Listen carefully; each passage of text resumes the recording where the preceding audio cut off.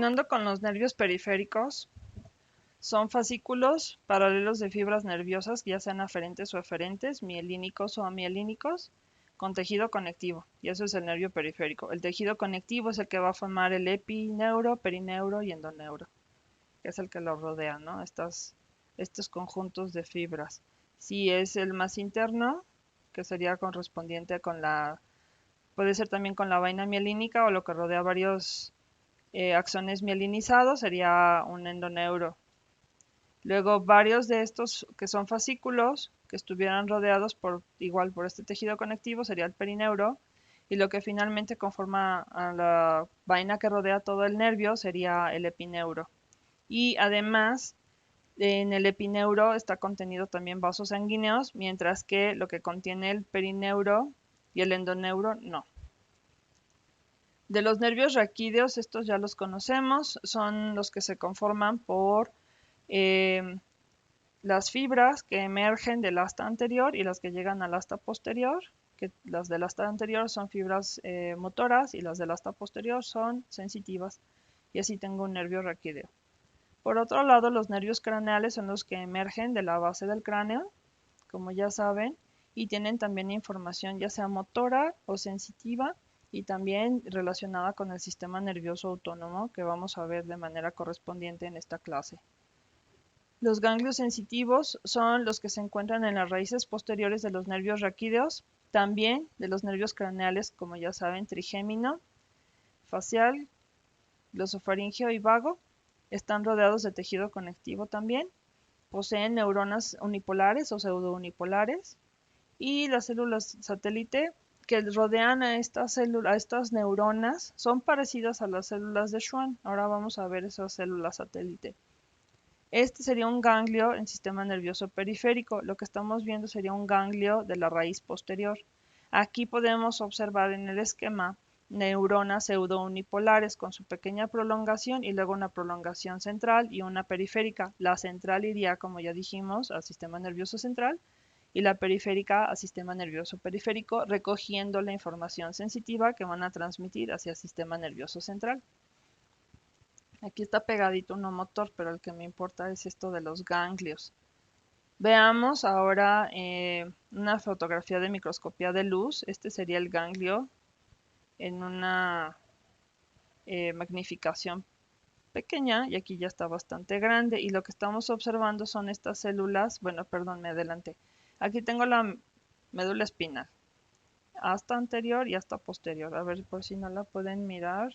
Permítanme sacar el lápiz. Aquí tengo el asta posterior. Aquí lo estoy rodeando. Uy, más o menos. Bueno, asta anterior y asta posterior. Al asta posterior están llegando las fibras del ganglio.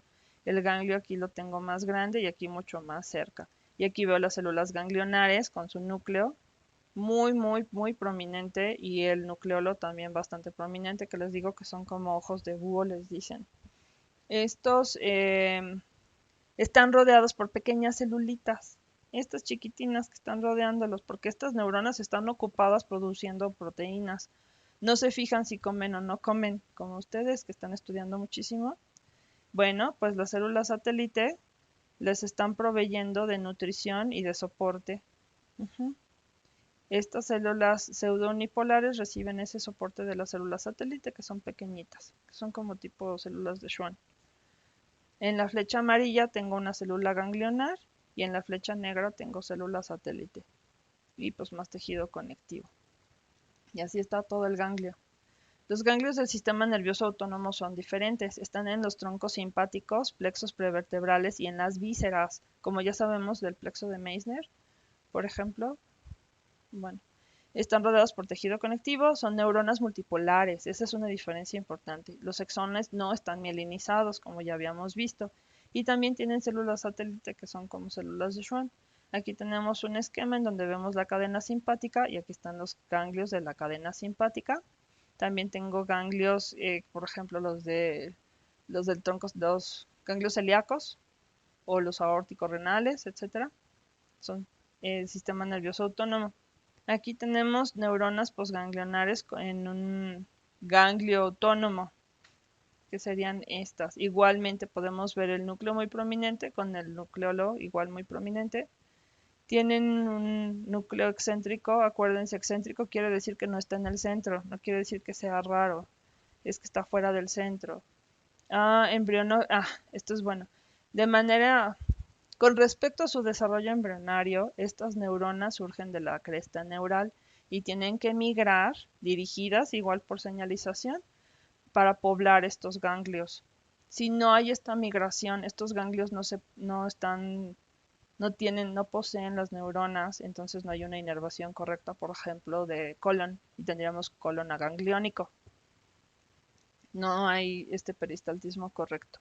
Bueno, ahora con respecto al sistema nervioso autónomo tenemos el esquema del pingüino, que francamente no sé qué rayos hace el pingüino, pero nos acordamos del esquema del pingüino. Este consiste en esto. Lo rojo es simpático y lo azul es parasimpático. Las vías simpáticas usan acetilcolina y norepinefrina como neurotransmisores. ¿Cómo funciona esto? Del sistema nervioso central al ganglio, el neurotransmisor es acetilcolina. Del ganglio al tejido, el receptor es norepinefrina. Por otro lado, el parasimpático siempre usa acetilcolina. Del sistema nervioso central al ganglio es acetilcolina. Pero aquí la cosa importante es el receptor. Es nicotínico en ambos casos. Pero cuando va del ganglio al tejido, aunque también usa acetilcolina, el receptor es diferente, es muscarínico. Son dos tipos de receptores diferentes.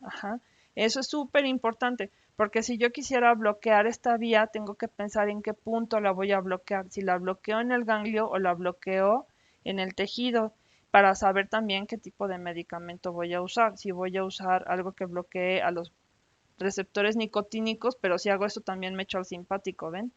Y si nada más bloqueo los muscarínicos, dejo en paz al simpático. Por eso es importante conocer estas diferencias. Entonces, el esquema del pingüino ha probado su valor. Es un esquema que ustedes deben guardar y tener a la mano para cuando les haga falta. Ok.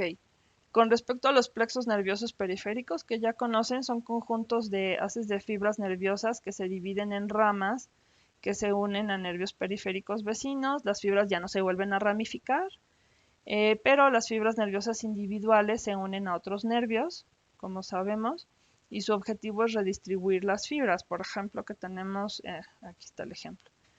Este es el plexo lumbar. Tenemos, bueno, sería el lombosacro. Tenemos la división anterior y la división posterior del nervio ciático, que recibe fibras de L4, L5, S1, S2, S3. Todos van aquí en el nervio ciático, pero se redistribuyen las fibras para conformar una división anterior y posterior que van a dar al fibular común y al tibial, perdón, a la división tibial, etcétera. Todo lo que ya vimos en miembro inferior. Y por otro lado, también tenemos esta redistribución de fibras en estos plexos autónomos, ¿no? En este plexo, por ejemplo, que está anterior a la aorta, que ya hemos estudiado hace un tiempo.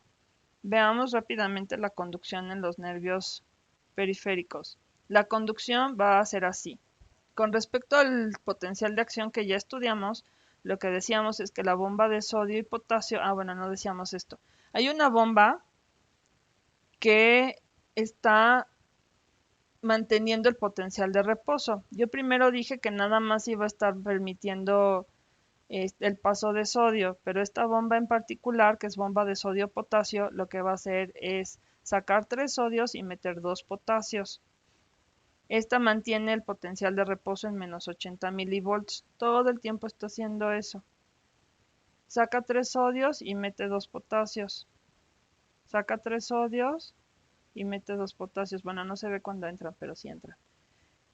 Luego, para que haya excitación de la membrana, que lleguemos al potencial de acción, decíamos que va a cambiar la permeabilidad al sodio, va a entrar mucho sodio, eso sí lo habíamos dicho la otra vez, entra mucho sodio y se despolariza a más 40 milivolts. Y ese potencial de acción dura muy poquito, pero también se conduce en muy poquito tiempo, en menos de 1 milisegundo. El potencial de acción va a cambiar, va moviéndose de manera segmentaria. ven, nomás es un cachito. Aquí ya se repolarizó, potencial de acción. Y mientras el anterior está como en potencial refractario, que es ese periodo en el que no podemos, periodo refractario, perdón, ese periodo en el que no podemos estimular porque está demasiado negativo. Negativo, muy negativo, porque salió mucho potasio. Y quedamos que controlaba la frecuencia, ¿no? De los potenciales de acción. Y hay dos tipos para ponerle interés. Hay dos tipos de periodo refractario, uno absoluto y uno relativo. El absoluto es cuando el axolema está despolarizado y ningún estímulo, por muy intenso que sea, va a estimular, va a excitar a ese nervio, porque los canales de sodio están inactivos, no van a poder entrar. Por lo tanto, la carga en el interior es muy negativa. Ajá, el relativo es cuando ya está empezando a entrar un poquito de sodio, pero todavía no alcanza su punto de -80. Ya está regresando a lo normal, pero todavía no lo logra. Y a lo mejor si el estímulo es súper intenso, sí excita al nervio, pero tampoco lo va a excitar tan bien, ¿ven? Ok, la velocidad de conducción depende del tipo de fibra. Esta tabla, que de hecho está en el libro, es bien importante, porque dependiendo del tipo de fibra, vamos a tener una velocidad de conducción y con una función diferente. No me interesa el diámetro, o sea, nomás que tengan idea de cuál es más gorda y cuál es más flaca. Y también que tengan idea de cuál es más rápida y cuál es más lenta. Si se pueden aprender las cifras, está bien, pero necesito que por lo menos distingan cuáles son las más rápidas y cuáles son las más lentas. Tengo tres tipos de fibras A, B, C. Y de las fibras A hay alfa, beta, gamma, delta. Luego, la alfa transmite o su función es motora, la beta sensitiva, etcétera. Esto sí, entonces, ¿qué sí se tienen que aprender muy bien? El tipo de fibra y su función. Si es gorda o flaca y si va rápido o lento. Y si es rápido, ¿qué tan rápido? ¿Más rápido o menos rápido? Si se aprenden las cifras, les digo, está bien. Pero necesito que tengan esta noción de diferencia de rapidez. Luego, por último, en este video vamos a ver que les decía que el potencial de acción se transmite por segmentos y depende de la mielinización de las fibras. Por lo tanto, es una conducción saltatoria que va a 120 metros por segundo y va brincando porque estos sitios que no tienen mielina son los que tienen que estarse estimulando todo el tiempo. Entonces va saltando de nodo de Rambier en nodo de Rambier, como si fuera Hulk, saltando de nodo de Rambier, bueno, no tan lejos, pero de nodo de Rambier en nodo de Rambier. Ok, entonces los dejo aquí y luego seguimos con los receptores.